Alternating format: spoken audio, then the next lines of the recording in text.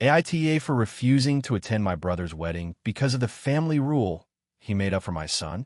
So I, 34F, have an older brother, Jacob, 37M.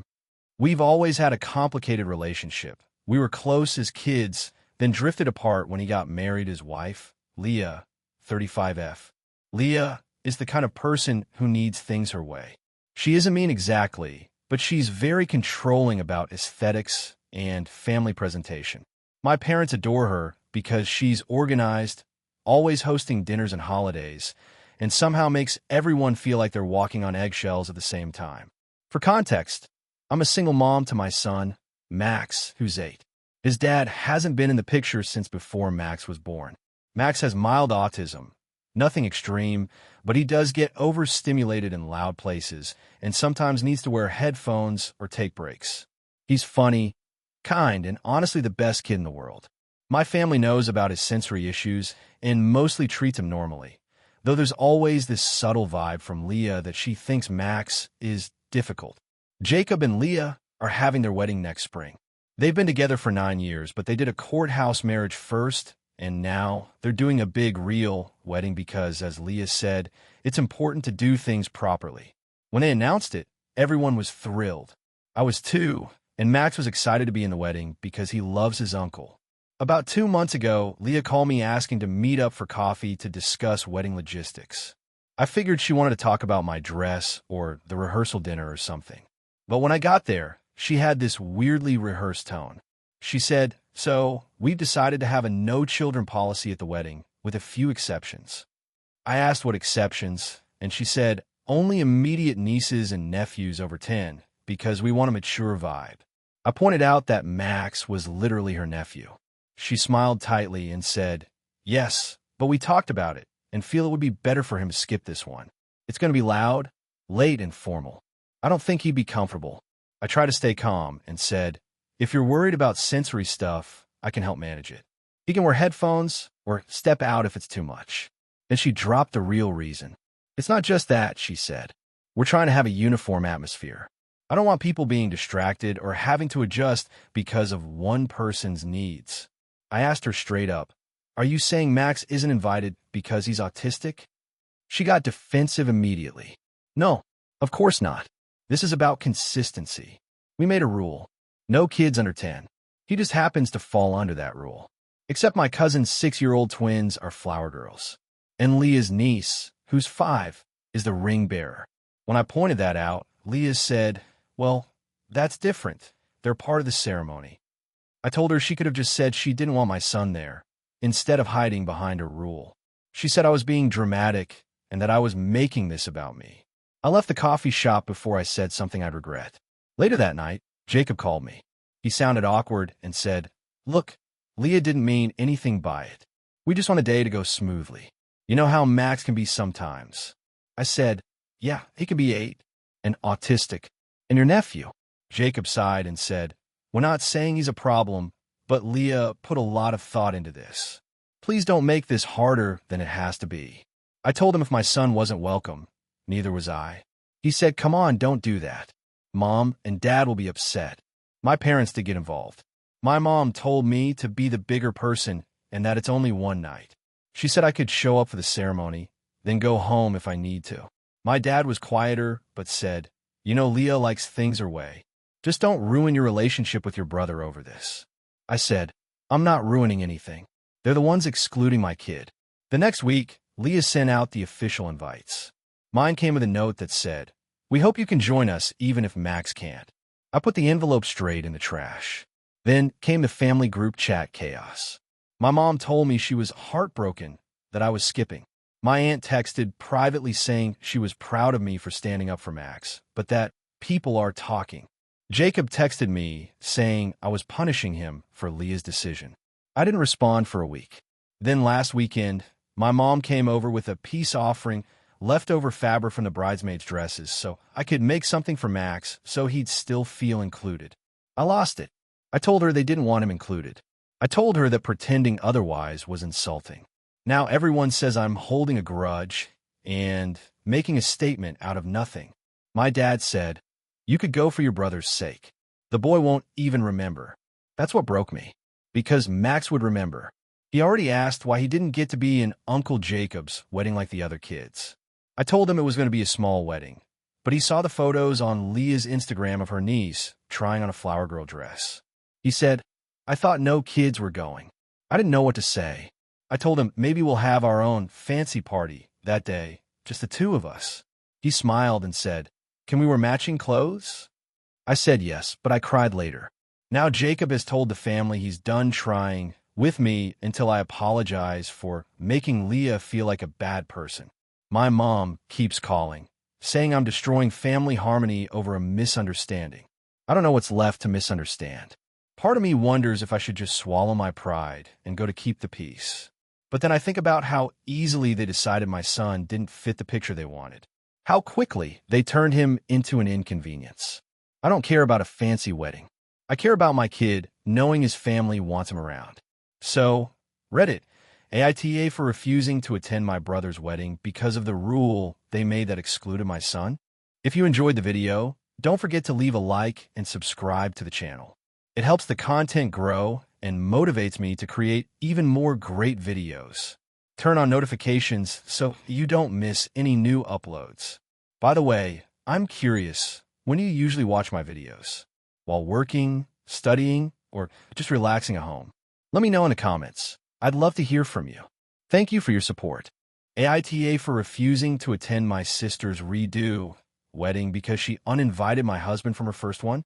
So I, 32F, have a younger sister, Emily, 29F, who has always been the golden child of the family. She's beautiful, charming, and somehow always gets away with doing whatever she wants because that's just Emily. Our parents adore her, and growing up, I learned to take the back seat in order to keep the peace. For context, Emily got married 2 years ago to her husband, Ryan, 31M. It was a huge wedding, like Pinterest board come alive huge. My husband, Jake, 34M, and I were both supposed to attend, and I was even one of her bridesmaids. Everything was fine until about 3 weeks before the wedding when Emily called me crying, saying that Jake couldn't come. When I asked her why, she said that one of her bridesmaids, Chloe, had a complicated past with him. Apparently, Jake and Chloe dated for about 2 months in college, 10 years ago. It ended amicably, and he hadn't spoken to her since.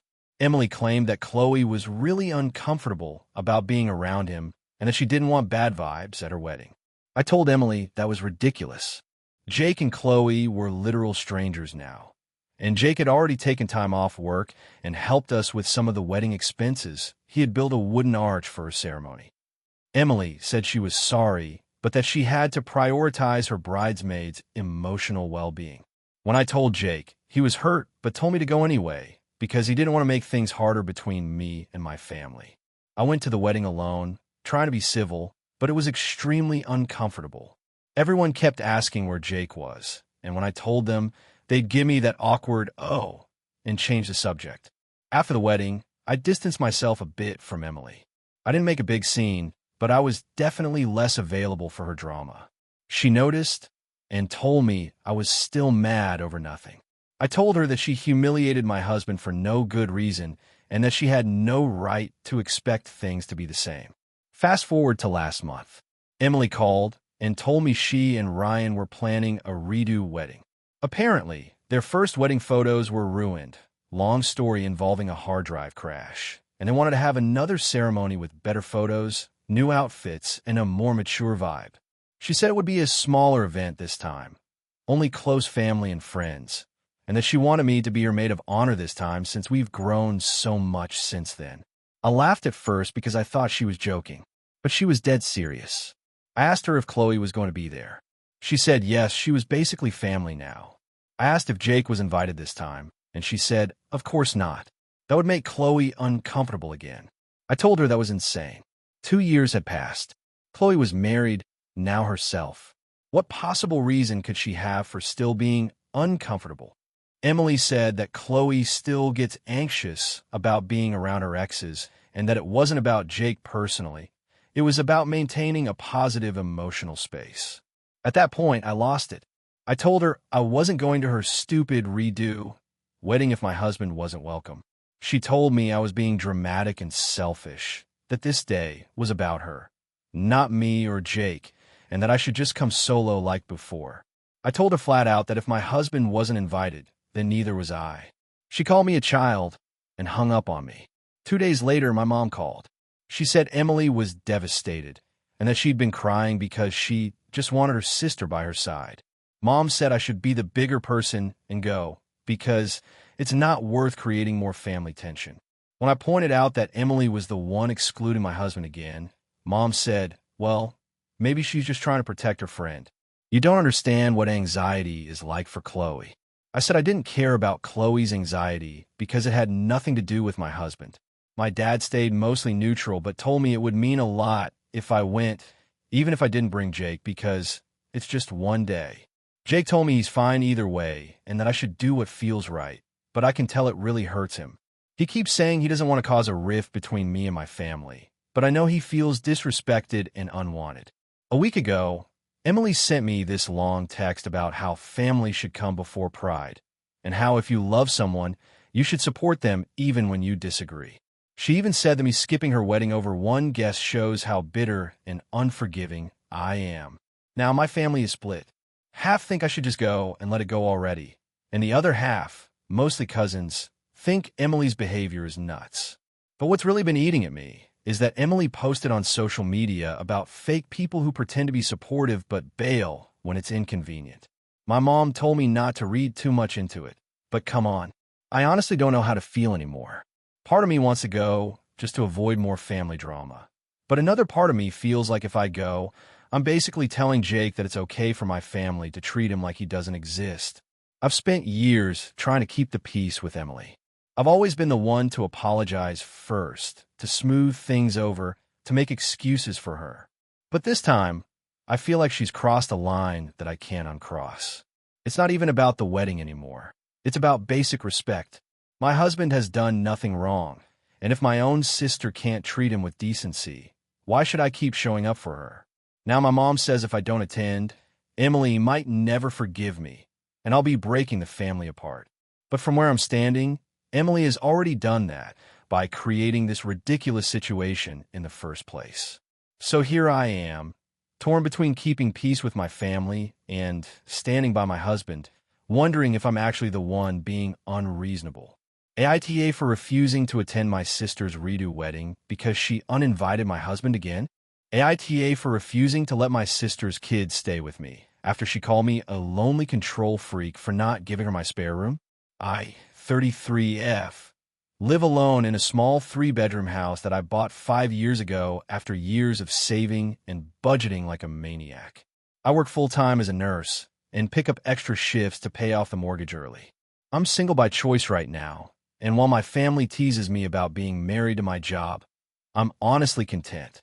I have my routines, my dog, and a peaceful, quiet home that feels like a sanctuary after long shifts.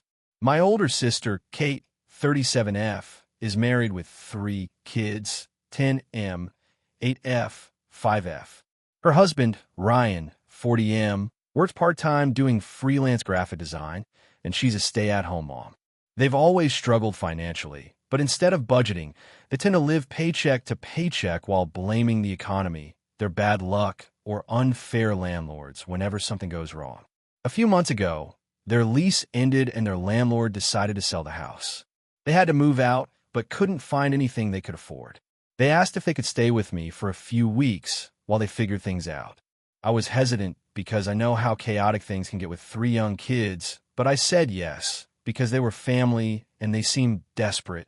Those few weeks turned into almost 3 months.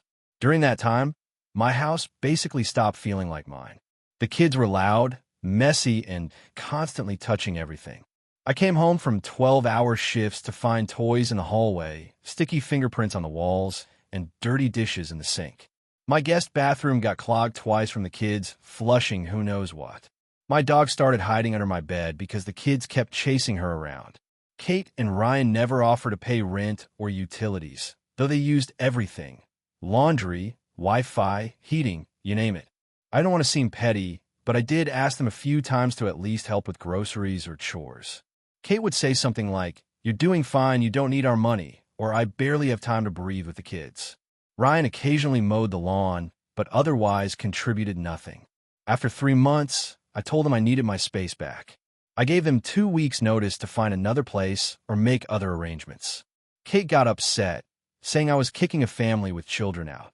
I reminded her that I'd already given them nearly 3 months of free housing.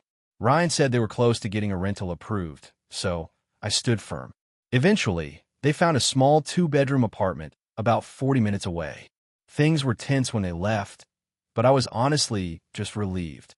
Fast forward to last month. Kate called me out of the blue, sounding stressed. Their building had a pipe burst, and their apartment was flooded. She said it might take a few months to repair and asked if they could temporarily stay with me again. I hesitated, but said I'd think about it.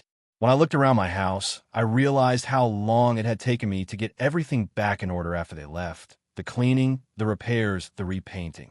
I couldn't go through that chaos again.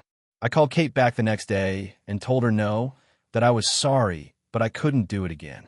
I suggested they look into temporary housing assistance, stay with Ryan's parents, who live about an hour away, or even get an extended stay motel until repairs were done. Kate did not take it well. She started crying and told me I was abandoning them when they needed me most.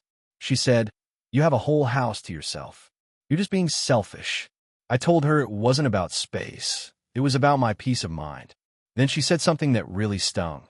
"You're a lonely control freak who values your stupid a network error occurred. Please check your connection and try again. If this issue persists, please contact us through our help center at help.openai.com. AITA for refusing to babysit my sister's kids after she accused me of trying to replace her in their lives.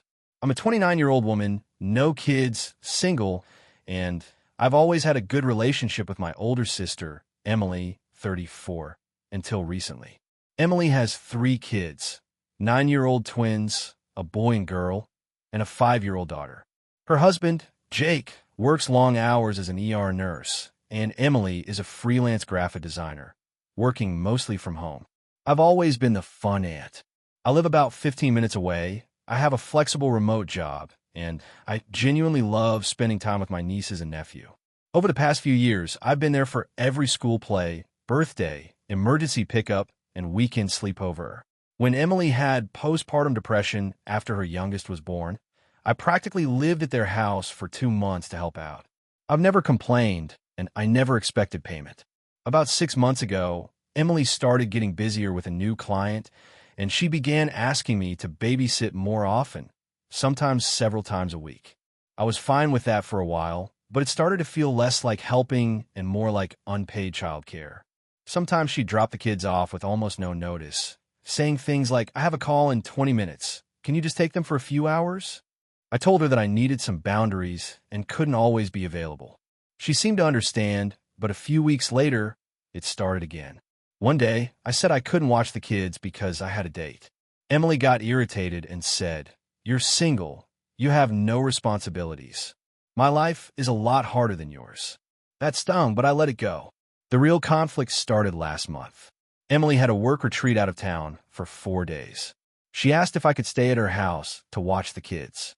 I agreed because she said she'd pay me for my time, and I arranged to take those days off work. Everything went fine while she was gone. The kids were happy, well-fed. We did fun stuff like movie night and baking. When she came back, she seemed distant. A few days later, she texted me a long message saying that the kids seemed to love me too much and that she felt like I was trying to be their mother. She said her son had called me mom by accident and that it made her feel replaced. She accused me of overstepping boundaries, saying I was doing too much for them and that it was making her feel inadequate. I was shocked. I told her I would never try to replace her and that kids sometimes slip up, especially when they spend time with someone they trust. She said I was enabling it by acting like their parent, cooking big breakfasts, tucking them in, reading bedtime stories, etc. She said that was her role, not mine. I reminded her that she had asked me to take care of them while she was gone, and I was just making sure they felt safe and cared for. She responded that I should have kept things basic, like takeout food and screen time, instead of trying to make it special. I told her that if she wanted a babysitter to ignore her kids, she should hire one, not guilt-trip me for being kind. We didn't speak for 2 weeks after that. Then 2 Fridays ago, she texted asking if I could watch the kids on Saturday so she and Jake could have a date night.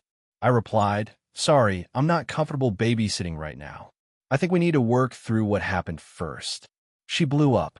She said I was punishing her and abandoning the kids. She told me they ask about me all the time and cry when I don't visit. She said that if I really cared about them, I'd get over myself. I said that wasn't fair and that I needed some space until she could treat me with respect. Now my parents are involved. They think I should be the bigger person because Emily is under a lot of stress. My mom said, "You don't have kids. You don't understand how hard it is." My dad told me family should help no matter what. But I'm tired of being guilted into endless free childcare while being accused of emotional sabotage. To make things worse, Emily posted something on Facebook about some people not knowing their place in a family and boundaries being disrespected. Everyone in our extended family knows she's talking about me. I didn't respond publicly, but it really hurt. Last week, she texted again asking if I wanted to come over for Halloween with the kids. I said I'd think about it. She replied, "Forget it. I don't want you confusing them again." That was the moment I decided I was done. I didn't go, and I haven't seen them since mid-September. Now I'm getting messages from my cousins saying I should apologize for peace. But I honestly don't feel like I did anything wrong. I never tried to be their mom. I was just being a loving aunt, stepping in when asked. I never overstepped any boundaries that she didn't first invite me into. I've started realizing that Emily might be projecting her guilt. She's been overwhelmed and maybe feels inadequate as a mom, but instead of asking for help in a healthy way, she lashes out at the person closest to her. I love my nieces and nephew deeply, but I don't want to keep being emotionally punished for caring about them. A few nights ago, my mom called and said the kids were asking why I don't love them anymore. That broke my heart. I told her to tell them I love them and hope to see them soon, but that they're mom and I need to sort some things out first. Mom said, "You're making this too complicated. Just say sorry and move on." But if I apologize, I'm basically admitting I did something wrong when all I did was help. I'm tired of being expected to absorb other people's feelings just to keep the peace. Still, I can't stop thinking about those kids. The youngest called me Annie May since she learned to talk, and I know she probably doesn't understand why I'm not around. I don't want to disappear from their lives, but I also don't want to walk back into a situation where I'm constantly made to feel like I've crossed a line I didn't even draw. So now I'm stuck. My parents think I'm being cold. My sister thinks I'm manipulative. The only people who seem to understand are my friends, who say I need to protect my peace and let Emily figure out her own balance.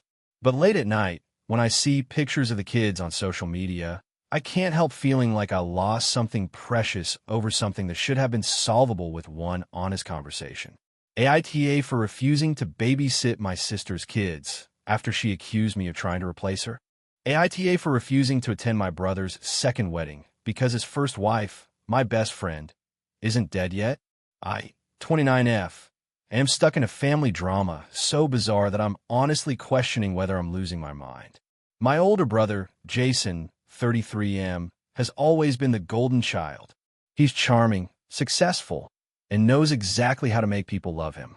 Our parents dote on him and have made excuses for every questionable thing he's ever done.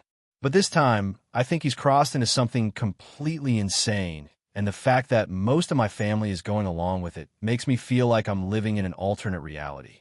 About 4 years ago, Jason married my best friend, Lila, 30F.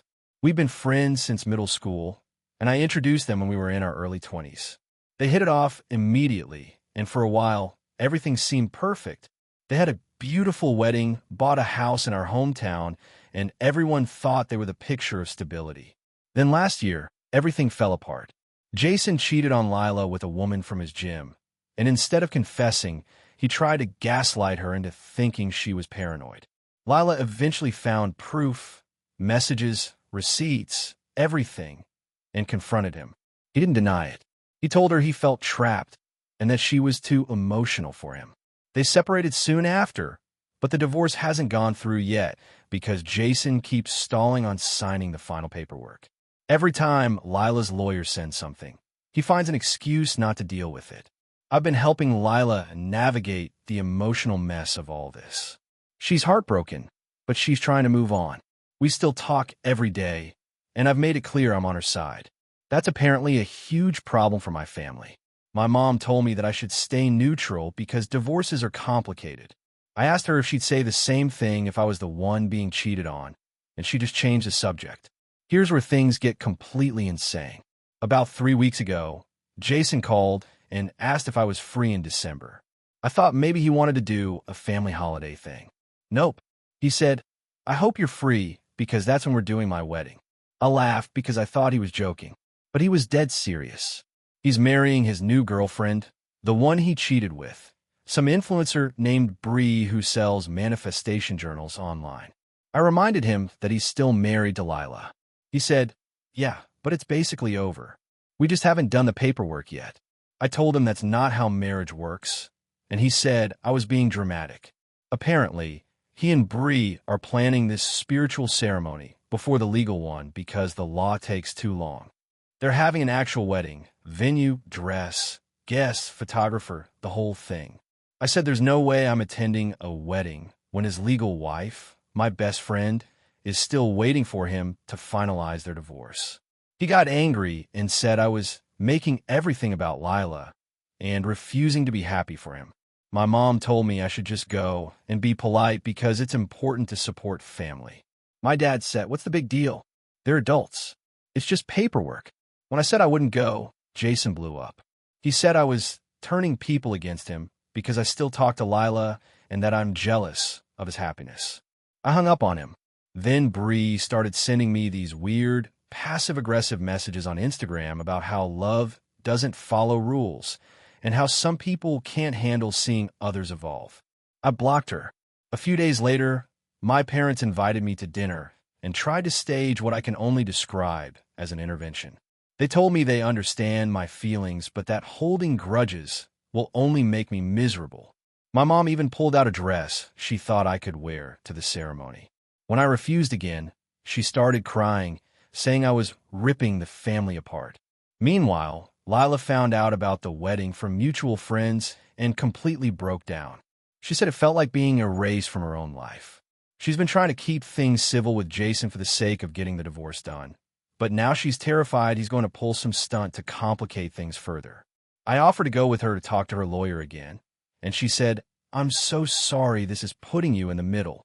I told her I didn't care. I'd rather stand by her than pretend this circus is normal. Now my family is acting like I'm the villain. My mom keeps sending group texts about family unity. My aunt sent me a Bible verse about forgiveness. And Jason's posting engagement photos on Facebook like he's starring in a Hallmark movie. My boyfriend says I'm right to stand my ground, but he also thinks I should mentally prepare for being semi-estranged from my family for a while. I'm honestly starting to wonder if I'm the crazy one for thinking this is totally unacceptable. My parents act like I'm refusing to attend a normal wedding instead of something that's morally and legally questionable. The last straw came yesterday when Jason called again, this time sounding all cheerful, like nothing happened. He said, "Hey, I'm putting you down as a bridesmaid, okay? Bree really wants family involved." I said, "Absolutely not." He got quiet and then said, "You're going to regret this when everyone sees how happy we are." I told him I hope his spiritual marriage brings him peace, hung up, and haven't answered any of his messages since. Now there's chaos in our family group chat. Half the relatives think I'm disrespectful for boycotting the wedding, and the other half think Jason's being impulsive, but still think I should keep the peace. I'm being accused of choosing Lila over family, but to me, Lila is family. She didn't do anything wrong except marry my brother, which honestly feels like punishment enough. Part of me wonders if refusing to attend is too harsh, that maybe I could just show up, sit in the back, and keep my mouth shut. But another part of me feels like doing that would make me complicit in something deeply messed up. I keep thinking about Lila crying on my couch, wondering how she became the villain in a story where she's the one who got betrayed. So now I'm sitting here, torn between wanting to preserve what little family peace I have left and refusing to normalize my brother's behavior. My parents are furious. My brother's calling me toxic, and Bree's apparently telling people I'm jealous of their twin flame connection. I don't even know what kind of universe I live in anymore. All I know is that attending this wedding feels wrong on every possible level. But everyone around me keeps telling me I'm overreacting. So, Reddit-style question. Am I really the asshole for refusing to go to my brother's second wedding when his first wife, my best friend, is still legally his wife? AITA for refusing to let my sister's kids open their Christmas gifts at my house because of what happened last year? Last Christmas was an absolute nightmare. I, 33F, hosted Christmas Eve for my family for the first time in my life. My husband, 34M, and I bought our first home in 2023, and we wanted to make it special. My parents, my younger sister, 30F, her husband, 32M, and their two kids, 6 and 8, came over. I cooked for 2 days straight, decorated every corner, even bought matching pajamas for everyone. I wanted it to be magical. It was going great at first. Everyone was laughing, eating, drinking cocoa. The kids were running around playing with the dog. Then came the gift exchange. That's when it all started to unravel. For context, my sister and I grew up with very little. Our parents worked multiple jobs, and Christmas was never about expensive gifts. As adults, we both agreed to keep it modest for the kids, like one main gift and some smaller ones. But apparently, she changed that rule without telling me. I spent about $60 per kid. I got her daughter a set of art supplies, a sketchbook, and a light-up tracing tablet, because she loves drawing.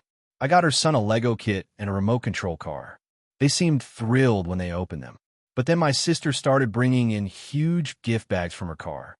Out came what looked like half of a toy store. There was a Nintendo Switch, piles of new clothes, a full Barbie dream house, and more. The kids went absolutely wild. That wasn't even the worst part. While my niece and nephew were squealing and tearing open boxes, my sister loudly said, "See, kids, Aunt Sarah's gifts are nice, but Santa saved the best one for Mommy's house." Everyone heard it. My husband looked at me with this "Did she really just say that?" face. My parents awkwardly pretended not to notice. I tried to brush it off, but her kids immediately started comparing. Her son said, "Aunt Sarah, why didn't Santa bring us big gifts here?" And her daughter asked if my presents were the boring kind. I laughed it off and said, "Santa must have known you'd get spoiled at home." But inside, I was furious. Then my sister made it worse. She actually laughed and said, "Well, you don't have kids, so maybe you don't understand what they really want." I excused myself to the kitchen before I said something regrettable. My husband followed me and asked if I wanted to kick them out, but I didn't want to ruin Christmas for everyone else. I swallowed my pride and let the evening play out, though I could barely look at her. The next day, she texted me a photo of her kids playing with all the gifts in their living room, captioned, "They had the best Christmas ever." I didn't respond. Fast forward to this year. My parents suggested we host again because Sarah's house is so cozy and perfect for Christmas. I said no at first, but after some pressure and guilt tripping, I reluctantly agreed, with one condition. We'd open gifts at my parents' house the next day, instead of at mine. I told everyone I wanted Christmas Eve to be just about food, music, and family time. My sister immediately got defensive. She said, "Why? The kids love opening gifts at your place. It's part of the tradition now." I told her I didn't appreciate what happened last year and that I wanted to avoid the whole gift competition vibe. I reminded her that she made my thoughtful presents look small and that it hurt. She rolled her eyes and said I was being dramatic and holding a grudge over toys. I told her this wasn't about toys, it was about respect. I also reminded her of what she said about me not understanding kids. She replied, "Well, you don't. You're not a mom." That was the final straw. I told her if she couldn't respect my boundaries, she could stay home. Now she's furious. She told our parents I was excluding her kids from Christmas. My mom called me saying I was being petty and that the kids would be heartbroken. I told her they could still open gifts, just not at my house. Mom said that's basically the same as banning Christmas. My dad, surprisingly, sided with me. He said he remembered how awkward it got last year and thought I was right to set limits. But now my mom is saying my decision is ruining family unity. Meanwhile, my sister keeps sending me guilt-trippy messages like, "Hope you're happy. Now the kids think you don't want them there." And maybe when you have your own children, you'll understand how special it is to see their faces when they open presents. I feel like I can't win. I'm being told I'm a Grinch for wanting to protect myself from being humiliated again. But at the same time, I just want to enjoy Christmas without the stress, the comparisons, or being made to feel like the poor aunt with the boring gifts. My husband fully supports me. He said he doesn't want to host another circus. But now the family group chat is a mess. My mom keeps trying to mediate. My sister keeps posting passive-aggressive memes about childless people who hate joy, and even my dad's getting tired of it. To be honest, I'm second-guessing myself. Maybe I could have just sucked it up and ignored her. Maybe I'm overreacting. But part of me thinks if I don't stand firm now, she'll just keep walking all over me. So here I am, wondering if I've become the villain of Christmas. AITA for refusing to let my sister's kids open their gifts at my house this year after what happened last time. AITA for refusing to let my brother's fiancée wear my late mother's wedding dress, even though the rest of my family says I'm being selfish and emotional. I, 29F, lost my mom when I was 17. She was my best friend, my anchor, and honestly the kindest person I've ever known. My dad remarried 3 years later to a woman named Paula, who's fine, I guess, but we've never been close. She has 2 kids, one of whom is my stepbrother Ethan, 27M. We were civil growing up, but not close. We didn't fight, but we also didn't hang out or talk much. After high school, we all kind of went our separate ways. The one thing I kept from my mom that really means the world to me is her wedding dress. It's not just a dress. It's this beautiful 80s lace gown that she hand-sewed details onto, and I have so many memories of her showing it to me when I was little. She used to joke, "If you ever find someone worthy, maybe you'll wear this." When she passed, my dad asked what I wanted of hers, and I asked for that dress and a necklace she always wore. Both are in my closet, preserved and wrapped carefully. I haven't taken them out in years.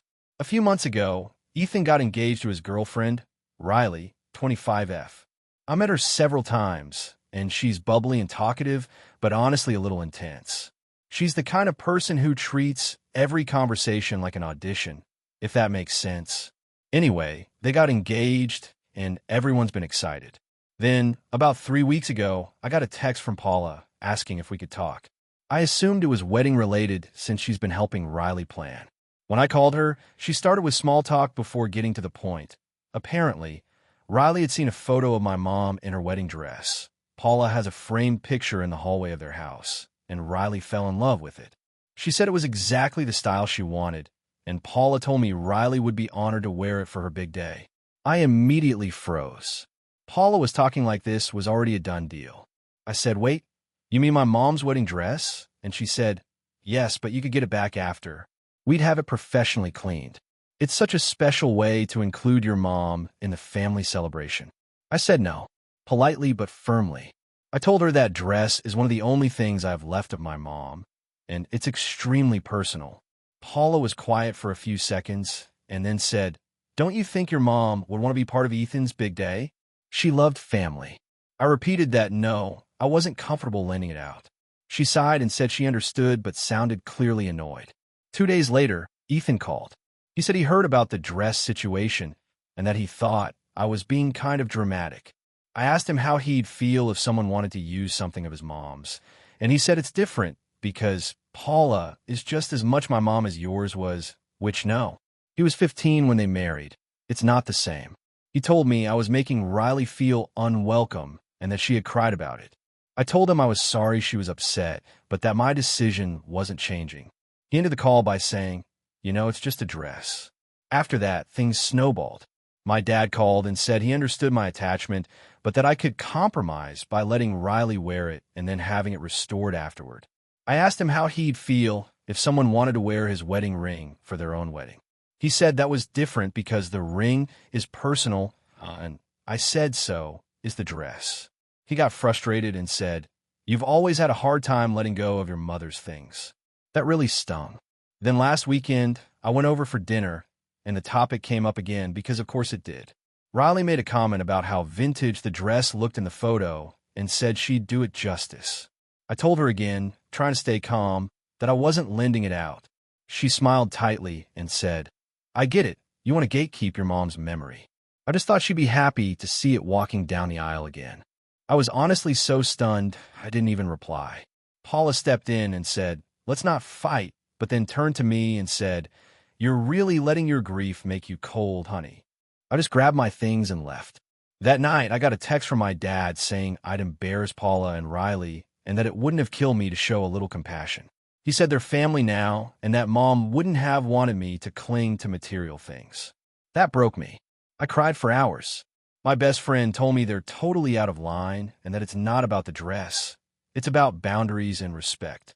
But my entire family, including my grandparents, are saying I'm making a big deal over a piece of fabric and that it's selfish to deny my brother's future wife something that would bring everyone together. I don't think I'm being selfish. I'm not refusing to help with their wedding. I offered to help find a seamstress who could design something inspired by Mom's dress. Riley said that was missing the point. She wants the original. Now the wedding's in 4 months, and things are so tense that I'm not even sure I want to go. My dad says I'll regret not being part of the family moment, but I already feel alienated. My fiancé, 30M, says he supports me but thinks maybe I could compromise by letting Riley try the dress on and take photos as a gesture of goodwill. But even that makes me uncomfortable. The idea of anyone else wearing it, even briefly, just feels wrong.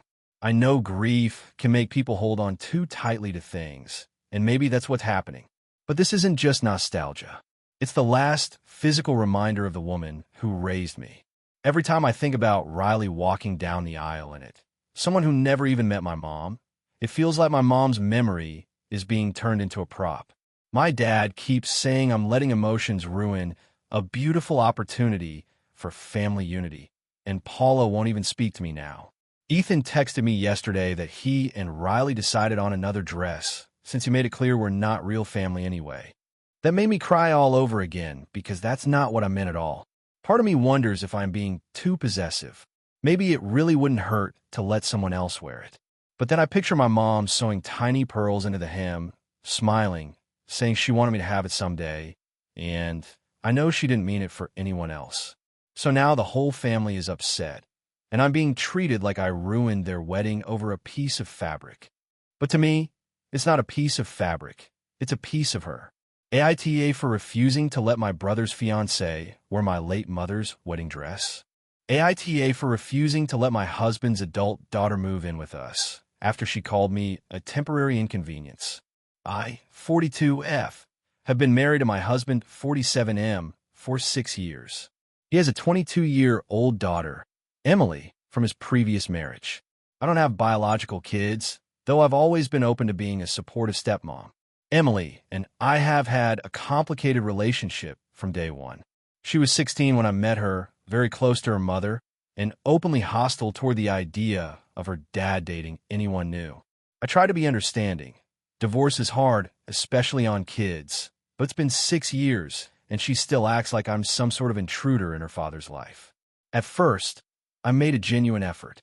I went to her choir recitals, offered to help her with college applications, bought her small birthday gifts, and tried to make family dinners warm and welcoming.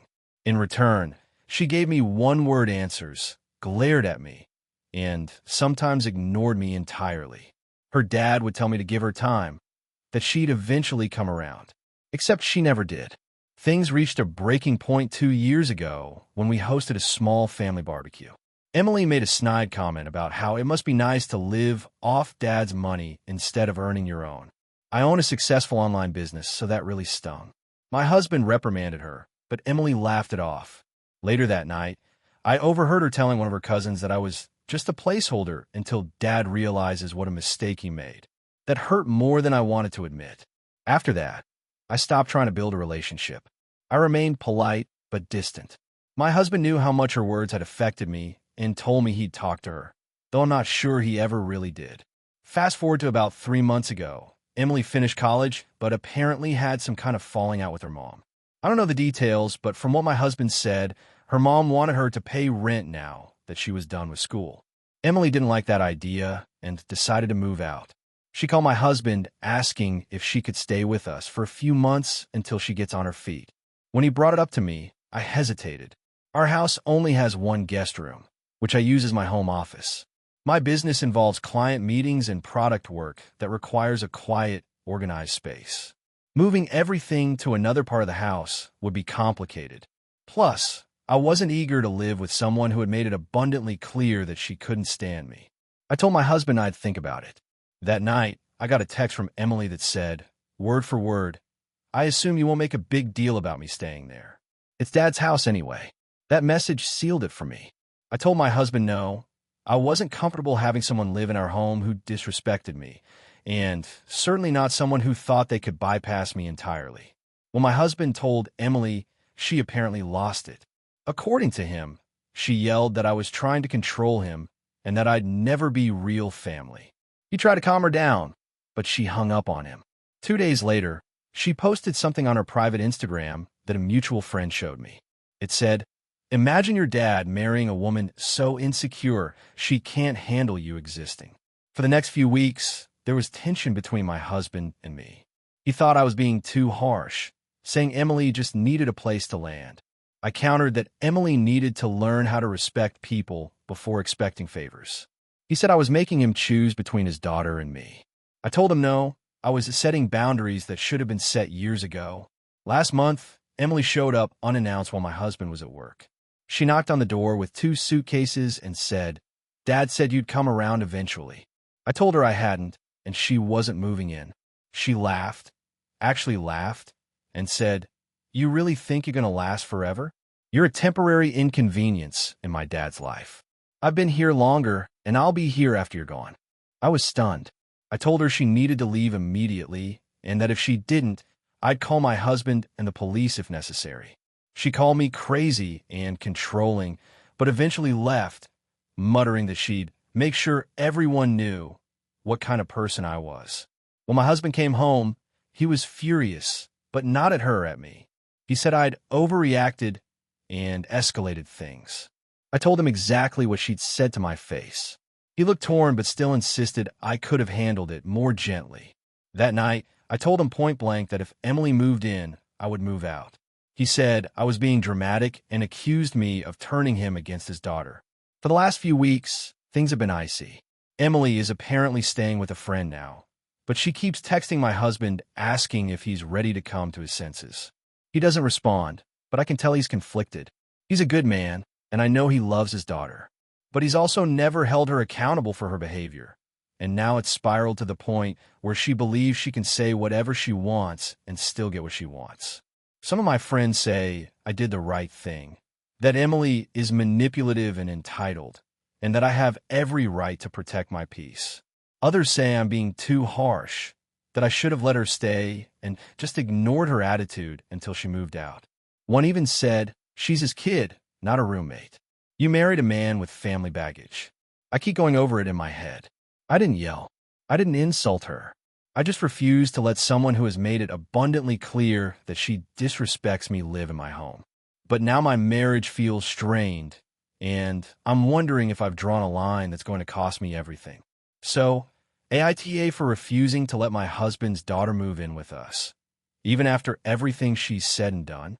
Hey friends, if you enjoy this content, don't forget to like the video and share your thoughts in the comments. We really want to know what you like and what can be improved. What do you think of the video? Are there any topics you'd like to see in future videos? Your feedback really helps us get better. Thanks for being with us. AITA for refusing to take care of my sister's baby after she said I owed her for everything she gave up for me. So I, 32F, have a complicated relationship with my sister, Hannah, 36F. Growing up, she was the golden child, pretty, popular, athletic, and I was the quiet, nerdy one who stayed home reading. Our parents divorced when I was 10 and she was 14, and Hannah kind of became my third parent. She babysat me, helped with homework, cooked dinner sometimes. I never asked her to, but she liked to remind me how much she sacrificed for me. We both moved out young. She went to community college, dropped out after a year, and started working as a hairstylist. I got scholarships, went to university, and now work as a data analyst. I make good money, have a small apartment, and honestly, I love my peaceful life. Hannah married her high school boyfriend, Derek, when she was 25. They had a son, Eli, who's now 8, and recently a baby girl, Ruby, who's 10 months old. Derek works construction, and Hannah runs a small salon out of her garage. Money's been tight for them, and they've always had a bit of a "you owe us" energy toward me, especially since I'm single and don't have responsibilities. About 2 months ago, Hannah called me crying, saying Ruby's daycare closed suddenly because the owner got sick. She asked if I could help out for a few weeks by watching Ruby during the day. I work remotely 3 days a week, so I said I could do maybe 1 or 2 days occasionally if I could work around my meetings. I thought that was reasonable. The next Monday, she dropped Ruby off at 7 a.m. without warning. I had meetings all morning, so I was stressed, but I managed. Then she did it again Tuesday and Wednesday. When I told her I couldn't do this every day, she said, "It's just for a while. You're literally home anyway. What's the big deal?" I told her I couldn't work and watch a baby full time. She got snappy and said, "You don't understand what it's like to be a mother. You sit on your computer all day. You can do that with a baby around." After a week of this, I told her I was serious. I couldn't keep watching Ruby. I wasn't being paid, and it was affecting my job. She lost it and said I was selfish and turning my back on family. I told her she needed to figure something else out and not just assume I could do it. She left in tears, and I felt awful, but also exhausted. A few days later, my mom called. She said Hannah told her I abandoned her in her time of need and that she was drowning trying to run her business. Mom guilt tripped me hard, said Hannah gave up her teenage years to raise me and that I owe her more compassion. I told her that's not my fault or my responsibility now. She sighed and said I'd understand when I have kids. Fast forward to last weekend. My company had a team retreat 2 hours away, and I was excited to go. I hadn't had a real break in ages. The night before I left, Hannah showed up at my door. She looked desperate and said she needed me to take Ruby for the weekend because Derek's mom, who usually helps, had the flu, and she had several clients booked she couldn't cancel. I told her I couldn't. I was leaving early the next morning.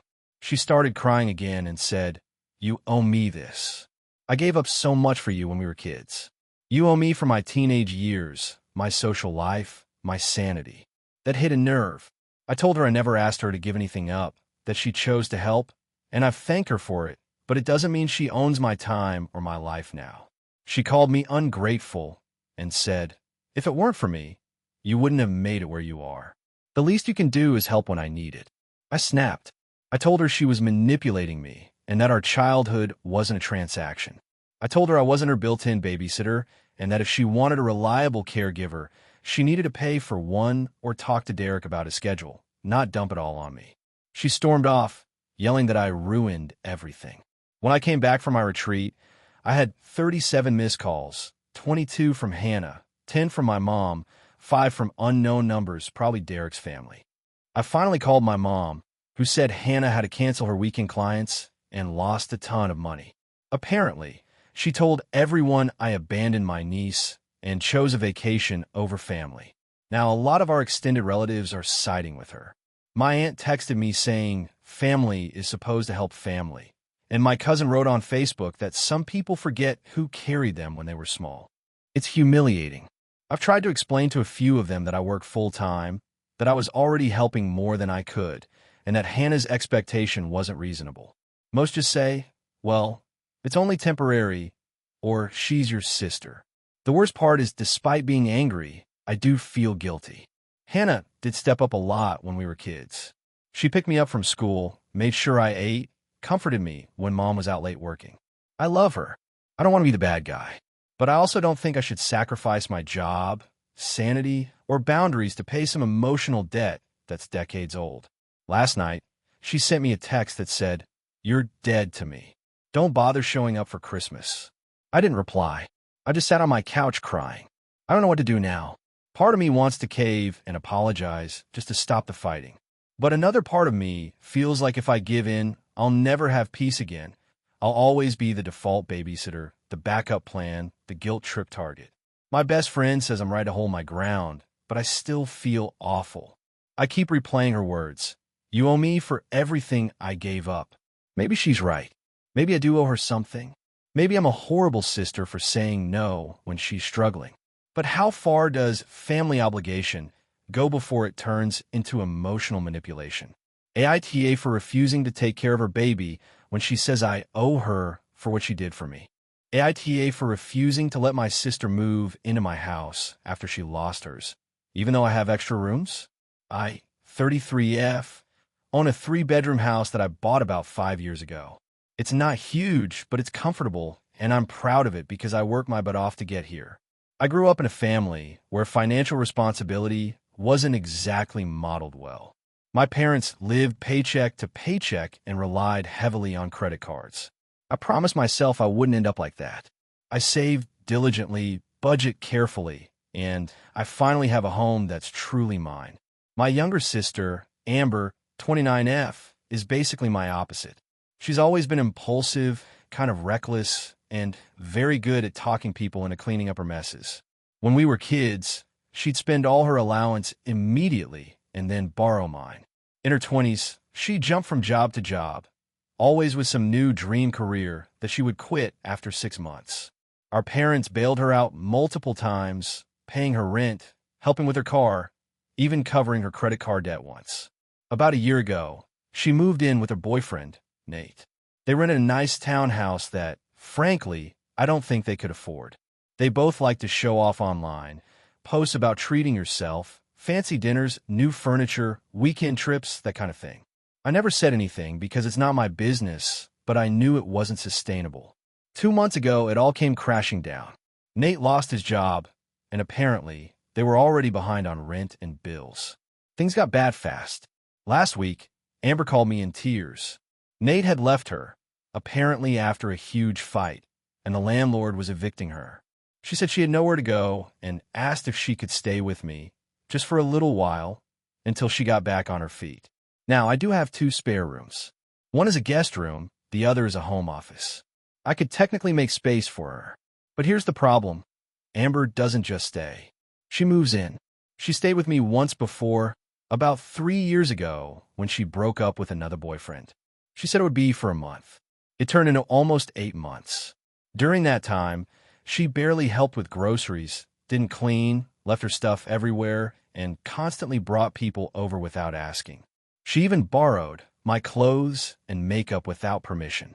When I finally told her she had to move out, she cried and accused me of abandoning her. We didn't talk for almost a year after that. So when she called this time, I hesitated. I told her I was sorry she was going through a hard time, but I didn't think having her move in was a good idea. I offered to help her look for an affordable room to rent, maybe help with the deposit if needed. She immediately got defensive and said, "Wow, so you let your own sister be homeless while you live in a house with 2 empty rooms." I told her that wasn't fair. I reminded her of what happened the last time she stayed here and said I didn't want to go through that again. She said she's changed, that she's matured and learned from her mistakes. I said I believe she was trying, but I didn't think my house was the right environment for her right now. That's when she snapped and said, "You've always looked down on me. You think you're so much better because you bought a house. You just don't want to help me because it would mess up your perfect little life." I was honestly shocked by that. I told her I wasn't going to argue and hung up. Since then, she's been texting me long messages about how heartless I am and how family is supposed to help each other.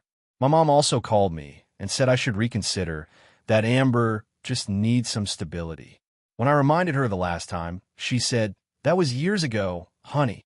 People grow up." But then I talked to my cousin, who still hangs out with Amber sometimes, and she told me Amber has been staying with different friends for weeks and already overstayed her welcome with 2 of them. Apparently, she still goes out drinking, still spends money she doesn't have, and has been posting online about fake friends who don't support her. It's been eating at me because I do feel guilty. She's my sister, and I don't want her living in her car or anything. But I also don't want to feel like a prisoner in my own home again. I finally feel at peace here. I have routines, quiet, stability, all things I didn't have growing up. The idea of losing that makes my chest tighten. My mom says it's temporary, but that's exactly what everyone said last time. I've seen this pattern too many times. I'm also scared that if she moves in, it'll end with a huge fight again and will ruin what's left of our relationship. I told my mom that I'll gladly help Amber find resources, temporary housing, a roommate situation, even job applications, but she said that's cold and that family should be about opening your doors, not your wallet. Last night, Amber sent me a voice message crying, saying I've turned into one of those selfish people who forget where they came from. That stung. I grew up in the same chaos she did. I just worked hard to not repeat it. I don't think wanting boundaries makes me selfish, but I can't shake the guilt. Part of me keeps picturing her with all her stuff in her car, crying. Another part of me remembers how she used to leave dirty dishes everywhere, borrow money she never paid back, and bring home random people at midnight. I keep flipping between she's my sister, I should help, and I need to protect my peace. Some friends are divided. My best friend says I'm absolutely right to say no, that helping doesn't have to mean sacrificing myself. Another friend said, if my sister were homeless, I'd let her stay, no matter what. That one hit me hard. I haven't replied to Amber's last few messages because I don't know what to say anymore. She keeps implying that I'll regret it if something bad happens to her. That terrifies me, but I also know she tends to use guilt as a weapon when she doesn't get her way. So now I'm sitting in my quiet house, feeling awful, wondering if I'm being a monster for drawing a line. Am I really that cold-hearted? Or am I just tired of being the only one who ever cleans up the messes? AITA for refusing to let my sister move in, even though I have the space, because I just can't go through that chaos again. AITA for refusing to babysit my sister's kids after she ruined my engagement dinner. So I'm 28F, the middle child of 3 sisters. My older sister, Laura, 31F, is married with 2 kids, and my younger sister, Emma, 24F, just finished grad school. I recently got engaged to my boyfriend of 4 years, Tom, 30M, and last month we had a small dinner with both of our immediate families to celebrate. It was supposed to be an intimate evening. Nice restaurant, champagne, just family. Laura has always had a flair for drama. She was the golden child growing up, perfect grades, cheer captain, got engaged at 23, and my parents still talk about her wedding like it was a royal event. I love my nieces, 6 and 4, but Laura tends to assume everyone will drop everything to accommodate her kids. I babysat them countless times, birthdays, date nights, emergencies, you name it, usually without much notice or thanks.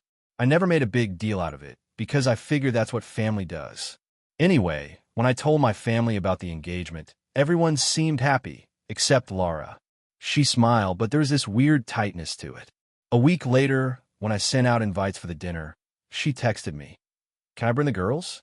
We can't find a sitter." I told her as kindly as possible that we wanted it to be an adults-only evening. The restaurant wasn't exactly kid-friendly, and I really wanted one night that wasn't interrupted by spilled juice or Baby Shark sing-alongs. She didn't respond for a day, then said, "Fine, I'll see what I can do." Fast forward to the night of the dinner. Tom and I arrive early, our parents are already there, and everyone's chatting happily. Then Laura walks in, holding her youngest in her arms and her oldest clinging to her leg. My mom's eyes went wide. My dad gave me this "don't start" look. I asked Laura what happened, and she said their sitter bailed last minute. I tried to stay calm and said maybe she and her husband could take turns stepping outside with the kids so they wouldn't disrupt things too much. She rolled her eyes and said, "They'll be fine. They love restaurants." They were not fine. Within 10 minutes, the 4-year-old was coloring on the cloth napkins with a crayon Laura pulled from her purse, and the 6-year-old kept climbing under the table. The waiter tried to set down our appetizers, but the youngest shrieked because the plate was too hot. The couple next to us actually moved tables. I could feel myself getting embarrassed and angry, but I didn't want to cause a scene. Tom squeezed my hand under the table and whispered, "Just let it go." Then, right when the waiter brought out the champagne for a toast, Lara's older daughter knocked her water glass over, directly into my lap. I jumped up drenched, and Laura laughed and said, "Guess she's excited for Auntie's big night." Everyone laughed awkwardly, except Tom's parents, who looked horrified. The waiter came over with towels, and Lara's husband just shrugged. My mom started fussing about my dress, and I just wanted to cry. After dinner, while we were saying goodbye outside, Laura said, "You handled that well. Sorry they were a bit wound up. They get bored easily." I said, "Probably sharper than I should have." "It's not that they were bored, Laura. You shouldn't have brought them. She looked offended and said, "What was I supposed to do, cancel? You'd freak out if I didn't come." I told her I would have preferred that over the chaos that happened. She stormed off, saying I was selfish and ungrateful. That might have been the end of it, but a week later, she called to ask if I could babysit that Saturday so she and her husband could go to a concert. I said no, I was busy. She said, "Doing what?" I told her it didn't matter. I wasn't available. She started guilt-tripping me. "You're their aunt. You always help us out. You're punishing me because of that stupid dinner." I told her, honestly, that I needed a break from always being the built-in babysitter, especially after she disrespected my one special night. She hung up on me. Now, my mom has gotten involved, of course. She called to say that Laura wasn't wrong for bringing the kids because family events should include everyone. I told her it wasn't a birthday party. It was a formal dinner. Mom said I was overreacting, that Lara's life is harder because she has kids, and that I should show some compassion. Well, I told Tom about it. He said my mom was just enabling Lara's behavior. He's been super supportive and even joked that maybe we should elope so my family can't turn the wedding into a daycare. Yesterday, Laura texted me again. "Since you're not helping anymore, don't expect my girls to be your flower girls. Find someone else." Honestly, that text hurt. I never even asked them to be flower girls yet. I've been planning to. I replied, "That's fine. I'll figure something out." She hasn't responded since, but she's been posting passive-aggressive things on Facebook like, "Some people forget what family means when they get a ring on their finger." My mom liked the post, which stung even more. Now part of me feels guilty. I do love my nieces, and I don't want to be the bitter, childless aunt stereotype. But another part of me is so tired of being treated like my time and boundaries don't matter. My friends all say I'm right to stand up for myself, but my family keeps saying I've changed since getting engaged. Maybe I have. Maybe I finally realized I'm allowed to want my own moments without them being overshadowed. Still, I keep wondering if I should just swallow my pride and apologize for the sake of family peace. But then I remember sitting in that restaurant, soaked in water, smiling through gritted teeth while everyone pretended nothing was wrong. And I feel like I'm done being the convenient one. So Reddit, AITA for refusing to babysit after my sister ruined my engagement dinner? AITA for refusing to let my sister's fiancé move in with me after he cheated on her? I, 28F, have always been close to my younger sister, Emily, 25F. We grew up in a small town, and even though we live in different cities now, we try to see each other at least once a month. Emily recently got engaged to a guy named Jason, 27M, and I have to admit that when I first met him, I wasn't a huge fan. He seemed charming and funny, but there was a certain arrogance about him that rubbed me the wrong way. Emily was smitten, so I tried to keep an open mind. A few months ago, Emily called me in tears. She had found out that Jason had cheated on her with a coworker. She was devastated and didn't know what to do. I immediately offered her a place to stay for as long as she needed. She stayed with me for 2 weeks, and we talked about everything, her feelings, what went wrong, and how she wanted to move forward. Eventually, she decided to forgive Jason. She said she felt that people make mistakes, and she wanted to give their relationship another chance. At this point, I was hesitant. I didn't trust Jason, and I made that clear to Emily. I tried to set boundaries, telling her that if he were to come over, I wouldn't feel comfortable having him stay in my apartment. Emily seemed to understand, though she did look disappointed. I assumed that would be the end of it.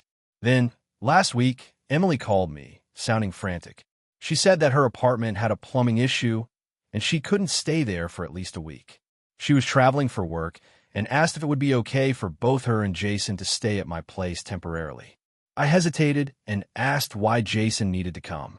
She told me she didn't want to be alone and that Jason wanted to help her with the situation. I said no. I told her that I was happy to have her over, but Jason wasn't welcome. She started pleading, saying it would be just a few days and he wouldn't be in the way. I still said no, explaining that after what he did, I didn't feel comfortable having him in my home. Emily got very upset. She accused me of being judgmental and not supporting her relationship. She said that if I really cared about her, I would let him stay. She even suggested that I was overreacting and holding a grudge for no reason. I tried to explain my perspective calmly, but she wasn't hearing it. She said that if I couldn't accommodate both of them, she would have to make other arrangements. I told her that was fine, and I wasn't going to compromise my boundaries. Later that day, she called me again, crying, and accused me of not being a good sister. She said that I was putting my feelings above her needs, and that I was being selfish. I pointed out that I had already helped her before when she needed me, and that she was free to make her own decisions about where to stay. She then hung up on me. I didn't hear from her for a couple of days. When she finally texted me, it was to say that she and Jason had found a short-term Airbnb, but she was upset and disappointed. A mutual friend later told me that Emily had been telling people that I was being unreasonable and unsupportive, painting me as the villain in this situation.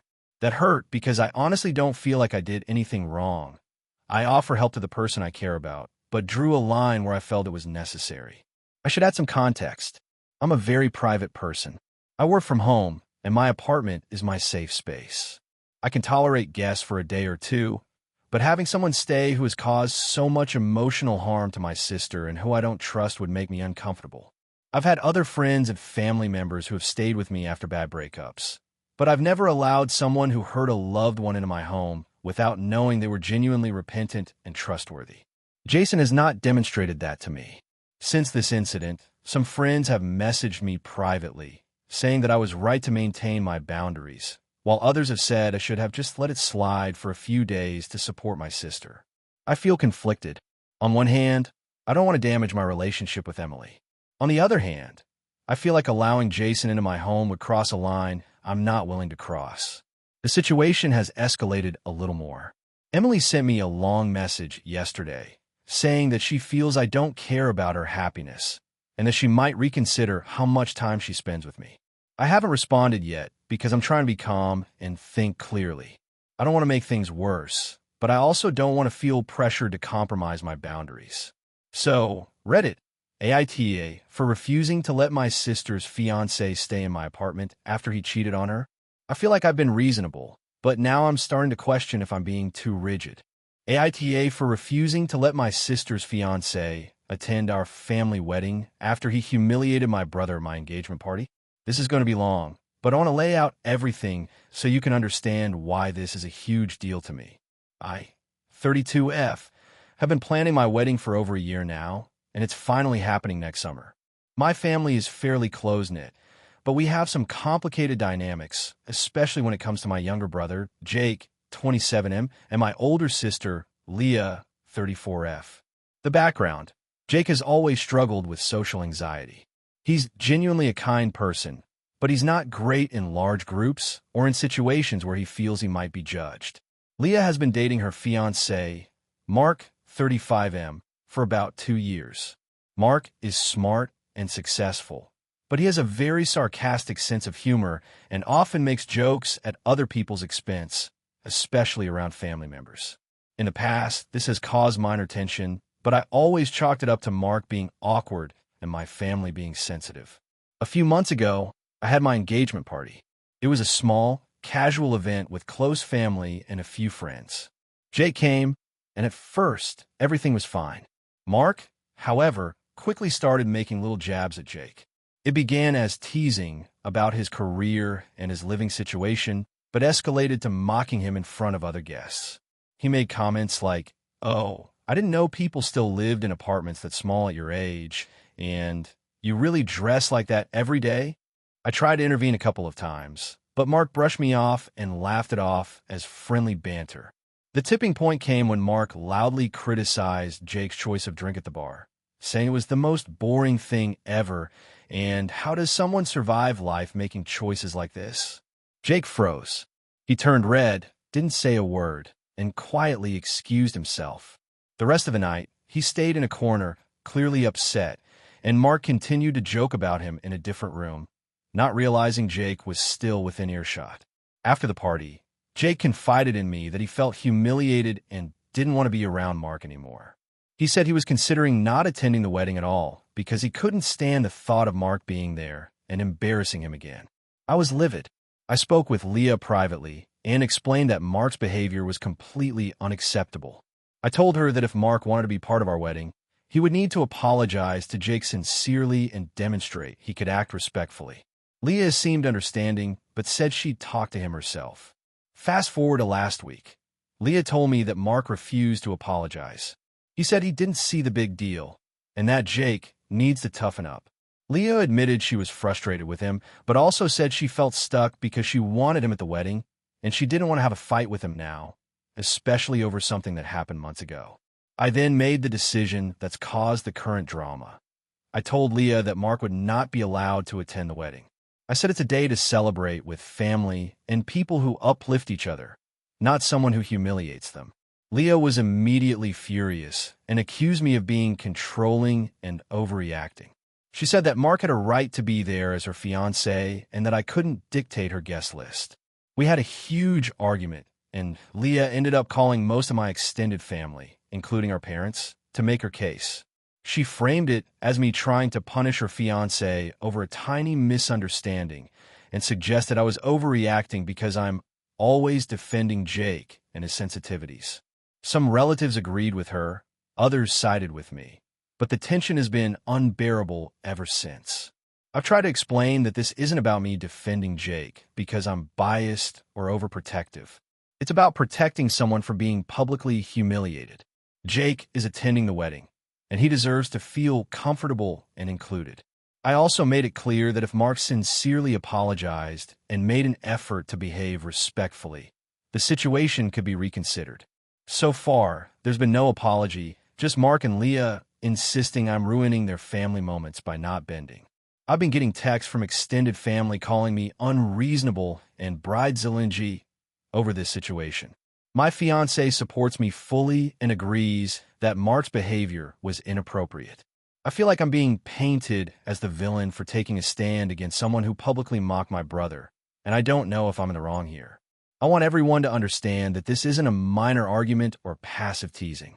This was public humiliation in front of family, and my brother genuinely felt unsafe and unwelcome in his own family's event. I feel like allowing Mark to attend without addressing what happened would send a message that this kind of behavior is acceptable. AITA for refusing to let my sister's fiancé attend my wedding after he humiliated my brother at my engagement party. AITA for refusing to give my sister-in-law access to my child because of her behavior during a family trip. I, 32F, have a 3-year-old daughter, Lily, and my husband, Mark, 35M, and I are pretty strict about our parenting choices. We try to maintain a balance between fun and discipline, and for the most part, it works. The issue began with Mark's younger sister, Jenna, 28F, who is notorious in our family for being impulsive and, honestly, a little reckless. She's the type of person who loves children, but tends to ignore boundaries and consequences. This past summer, we went on a week-long vacation to a beach resort. We had invited Mark's family, including Jenna, her fiancé, and their 2 kids, ages 5 and 7. From the start, I tried to make it clear what our rules were for Lily: nap schedule, sunscreen routine, limited screen time, and no feeding her candy or juice outside of designated meals. Mark knew exactly how I felt about this and agreed to support me. On the 3rd day of the trip, I left Lily with Jenna for a couple of hours while Mark and I went for a hike. I gave Jenna a clear list of instructions, including what Lily could eat and what activities were allowed. When we returned, I found Lily covered in sand, wearing a swimsuit top that was tied completely wrong and clutching a half-eaten chocolate bar. Jenna was laughing and said, "Oh, come on. I just wanted her to have fun. She's fine." I explained calmly that she had ignored the instructions, and Jenna brushed it off, saying, "You guys are too uptight. She's just a kid." I reminded her that our rules are non-negotiable, especially concerning food allergies. Lily has mild nut sensitivity and naps, and she said she understood but clearly didn't take me seriously.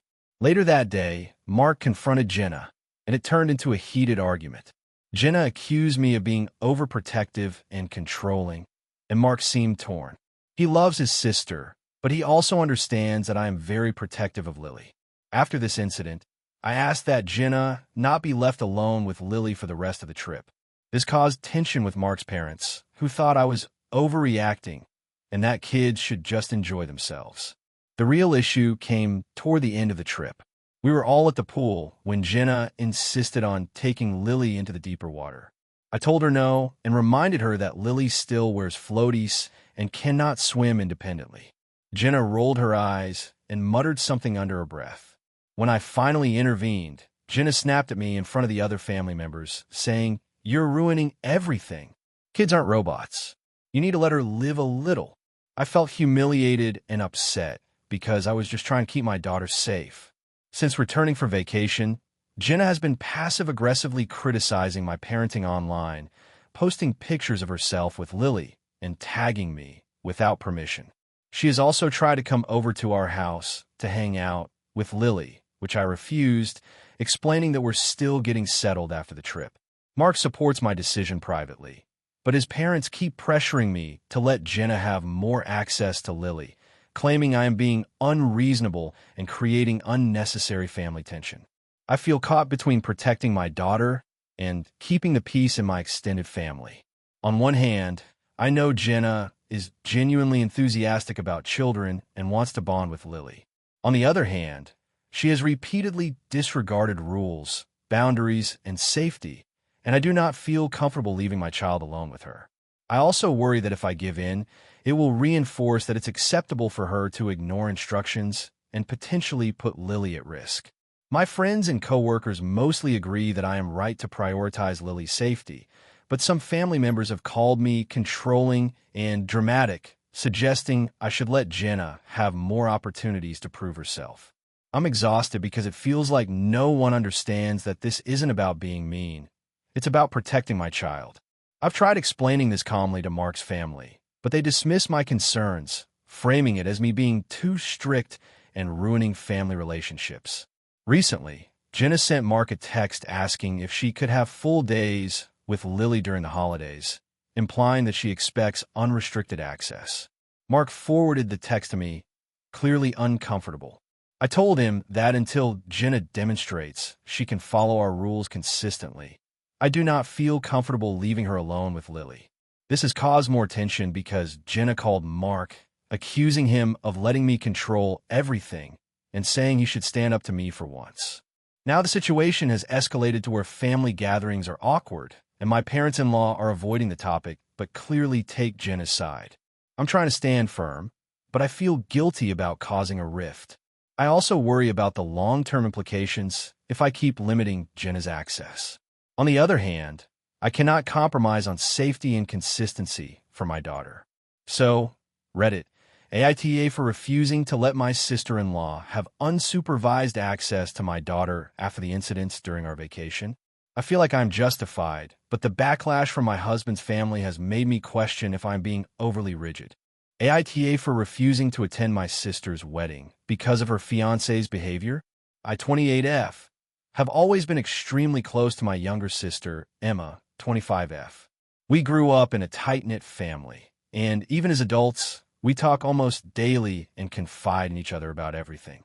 Our parents live nearby, and we've always been supportive of each other's life choices. That's why the situation with Emma's upcoming wedding has put me in an incredibly awkward and stressful position, and I genuinely don't know if I'm being unreasonable. Emma got engaged about a year ago to her fiancé, Mark, 30M. When she first told me, I was excited and tried to be genuinely supportive. Mark seemed nice enough in the beginning. He was charming, polite, and seemed to have a stable career. Over the months, though, I started noticing things about him that set off alarm bells. Some of them were minor, like passive-aggressive comments or subtle attempts to undermine Emma's confidence. But over time, the behavior became more blatant and concerning. For instance, during a family brunch, Mark criticized Emma's choice of career path in front of everyone, saying that she might be wasting her potential and that she should seriously consider what a man expects from his wife. I tried to defend her, but he brushed me off, saying I was too sensitive. It wasn't a one-off. He has repeatedly made demeaning remarks to Emma, often framed as jokes or advice. It's not just about the jokes either. He constantly pressures her to spend money on things she doesn't want and guilt-trips her if she disagrees with him. I tried to approach Emma gently about it at first, but she's very defensive when it comes to Mark. She says that he's just blunt and that I don't understand their dynamic. She claims he's good to her in private and that I'm reading too much into things. I try to accept that, hoping that maybe I was overreacting. Things came to a head last month when we went out for a weekend family trip.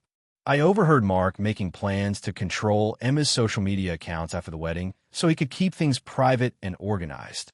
When I confronted him, he laughed it off and said I was overstepping because I wasn't Emma's husband. Emma didn't seem upset at all. She said it was just a joke. That was when I started realizing this might be more than just annoying behavior. It was manipulative and controlling. Fast forward to the wedding planning. Emma has been asking me to help with things like seating charts, vendor communication, and other logistical tasks. I agreed initially because I wanted to support her, but I quickly realized that Mark is manipulating me to do most of the work while taking credit. For example, he insisted I contact the florist about last-minute changes, and when the florist responded, he took all the credit for being on top of things and even told Emma I was making a fuss unnecessarily. A few weeks ago, I had a serious conversation with Emma.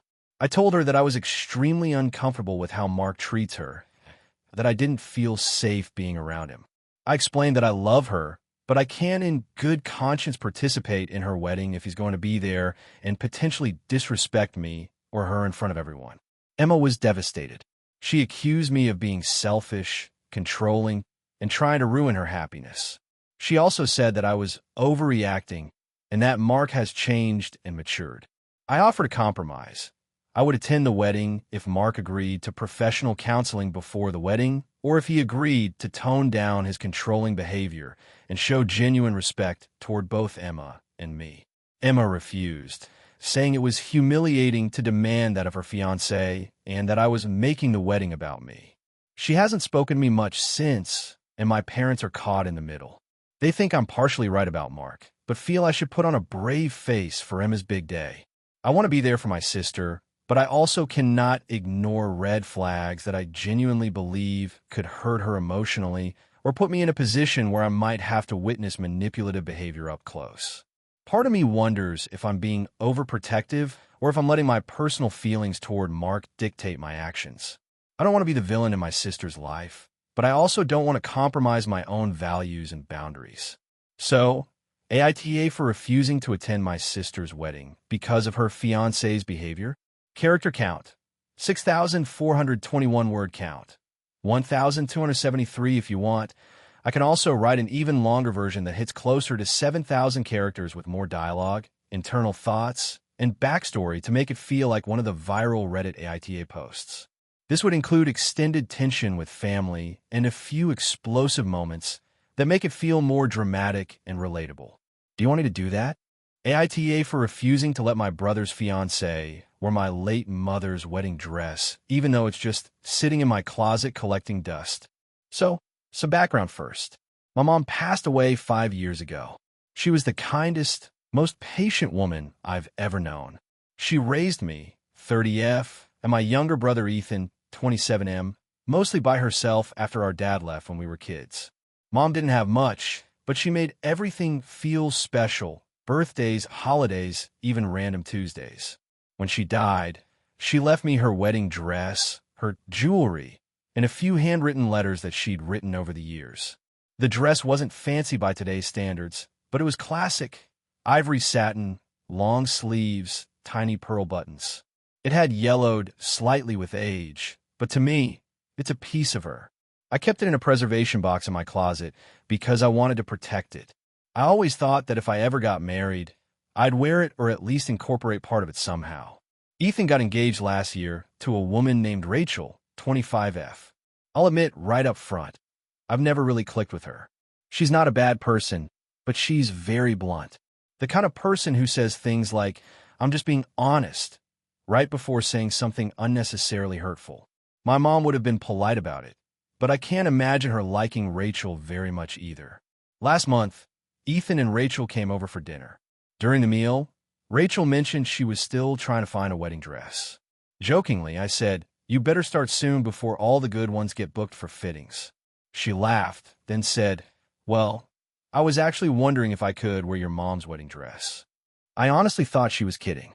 I kind of laughed awkwardly and said, "Oh, you mean like borrow it for inspiration?" But she was dead serious. She said she remembered seeing it once in my apartment, when Mom's things were still out, and thought it was so vintage and elegant. She said it would be a beautiful way to honor your mom at our wedding since she can't be there. I was stunned. It felt like someone had punched me in the chest. I said something like, "I don't think that's a good idea. It's really personal to me." Rachel's face fell, and Ethan immediately got defensive. He said, "It's not like she's asking to keep it. She'd just wear it for one day." I told him it wasn't about that. It wasn't about possession. It was about meaning. That dress isn't just fabric. It's one of the last tangible connections I have to Mom. I said it would feel wrong to see someone else wear it, especially someone who never even met her. Rachel got quiet, then said she thought I was being possessive and a little dramatic. She said it would have been a sweet tribute and that she thought Mom would have wanted her to have a part in the day too since she'll be family. Ethan told me I was overreacting, that Mom loved family and would want us to share. But I told him this wasn't sharing, this was erasing a boundary. I said that if Rachel really wanted to honor Mom, there were plenty of other ways.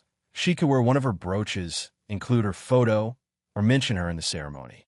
They left not long after, and things have been tense ever since. Ethan texted me the next day, saying Rachel cried because she felt rejected by me and that it set a bad tone for their wedding planning. I told him I didn't mean to hurt her, but that dress is sacred to me. My aunt, Mom's sister, found out about it and said she understood my side, but also said I could have been gentler. She suggested that maybe I could let Rachel wear the veil or a piece of the dress. But even that feels wrong. I don't want to start cutting or loaning out pieces of something that means so much. Now my brother barely speaks to me. He said he doesn't know if he wants me in the bridal party anymore because Rachel doesn't feel comfortable around me. He actually said, "You made her feel like she wasn't good enough for Mom." That made me furious. I told him that Mom's dress isn't some test of worthiness. It's a memory. He said I'm being selfish and that Mom wouldn't want me to hoard her things like a dragon. That one stung. For the record, Mom explicitly told me before she died that she wanted me to have her wedding dress because I was so much like her and would understand its sentimental value. She never mentioned sharing it. A few mutual friends have weighed in. Half say I'm right, half say it's just a dress. One friend even said, "You could dry clean it after. What's the big deal?" But the thing is, it is a big deal. Every time I open that box, I can still smell her faint perfume on the lace. When I run my fingers along the hem, I remember sitting beside her as she told me stories about her wedding day, how she spilled coffee on the veil that morning, how Grandma had to sew one of the buttons back on just before she walked down the aisle. It's not about Rachel. It's about my mom. And maybe it sounds sentimental or even obsessive, but that dress is one of the few physical things left that still feels like her. Ethan told me yesterday that Rachel has found another dress, but he's still upset that I made it a whole thing. He said, "You could have just said yes and avoided all this drama." Maybe he's right. Maybe it would have been easier. But I can't shake the feeling that saying yes would have meant betraying something deeply personal. I don't think Mom would have been happy seeing her dress altered or worn by someone else, no matter how good the intention. Now I'm sitting here wondering if I should have handled it differently. Could I have softened my tone? Probably. But would I have changed my answer? No. Ethan says he's disappointed in me and that I made everything about myself. I can't tell if I'm truly being selfish or just protecting something sacred. Part of me feels guilty because I know Rachel didn't mean harm. She probably thought it really was a sweet gesture. But another part of me feels like my boundary was valid and I shouldn't feel bad for enforcing it. The wedding's in 3 months, and I'm not sure if I'll even be invited at this point. I keep replaying the argument in my head, trying to imagine Mom's reaction. I think she'd tell me she understands, that she knows how much it means to me. But there's still this lingering voice saying, it's just a dress. Let it go. So, Reddit-style question. Am I really the asshole for refusing to let my brother's fiancée wear my late mother's wedding dress? Or am I justified in keeping that part of Mom to myself? Thank you for watching until the end. If you enjoyed this video, don't forget to like and subscribe to the channel so you won't miss new videos also. Leave a comment. I'd love to hear your thoughts. Your support and engagement mean a lot to me. See you in the next video.